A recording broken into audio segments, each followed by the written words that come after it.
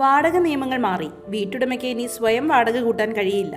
2025 നിയമപ്രകാരമുള്ള ഏറ്റവും നിർണായകമായ പരിഷ്കരണങ്ങളിൽ ഒന്നാണ് നിർബന്ധിത ഡിജിറ്റൽ വാടക കരാർ. ഓരോ വാടക കരാറും ഔദ്യോഗിക സർക്കാർ ഡാറ്റാബേസിൽ രേഖപ്പെടുത്തിയിട്ടുണ്ടെന്ന് ഈ സംവിധാനം ഉറപ്പാക്കുന്നു. ഇത് പ്രകാരം 2 മാസത്തെ വാടകയ്ക്ക് തത്തുല്യമായ സുരക്ഷാ ഡെപ്പോസിറ്റുകൾ മാത്രമേ വീട്ടുടമ വാങ്ങാൻ പാടുള്ളൂ.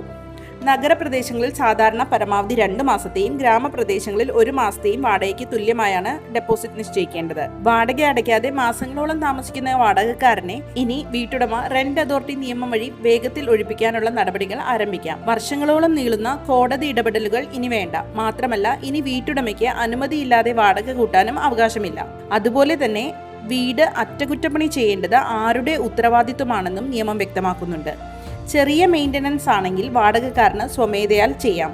എന്നാൽ വലിയ സ്ട്രക്ചറൽ റിപ്പയർ പോലുള്ള അറ്റകുറ്റപ്പണിയാണെങ്കിൽ അത് വീട്ടുടമയുടെ ഉത്തരവാദിത്തമാണ്.